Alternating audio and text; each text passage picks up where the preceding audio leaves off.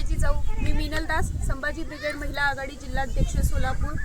नसरापूर प्रकरणातील जो आरोपी आहे भीम्या कांबळे, तर त्याला आज सत्र न्यायालयाने फाशीची शिक्षा सुनावली आहे।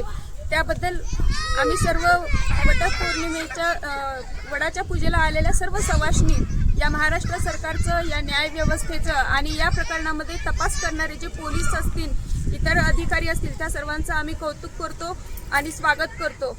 खरं तर हा निकाल जो दिलेला आहे हा अत्यंत कौतुकास्पद असा निकाल आहे। मधल्या काही काळामध्ये जे मुलींवरचे, महिलांवरचे जे अत्याचार वाढत चालले होते, यावरनं न्याय व्यवस्थेवरचा जो विश्वास आहे तो उडाल्यासारखा होता। परंतु जो न्यायालयाने जो निकाल दिलेला आहे तो अत्यंत न्यायप्रिय असा निकाल आहे। याच्यापूर्वी सुद्धा श्रद्धाला जो आहे तो न्याय मिळालेला नव्हता, परंतु आज भीम्या कांबळेला फाशीची शिक्षा सुनावून या राज्य सरकारने, या न्याय व्यवस्थेनं खऱ्या अर्थाने श्रद्धाला आणि नसरापूर प्रकरणातील छोटी बालिका असू द्या किंवा इतर ज्या बालिका असू द्या, या अशा अत्याचाराने पीडित त्या सर्वांना आज न्याय दिल्यासारखा आहे। परंतु या माध्यमातून न्याय व्यवस्थेला आणि महाराष्ट्र शासनाला आम्ही विनंती करत आहोत की हा जो निकाल दिलेला आहे ह्याची तात्काळ अंमलबजावणी करण्यात यावी।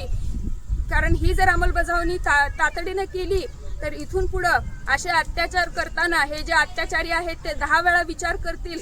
म्हणून लवकरात लवकर ह्या जो निकाल दिलाय ह्याची अंमलबजावणी करण्यात यावी, ही ह्या माध्यमातून संभाजी ब्रिगेडच्या वतीनं आणि संपूर्ण सवाष्णी महिला ज्या भगिनी आहेत त्यांच्या वतीनं मी विनंती करीत आहे। जय जिजाऊ।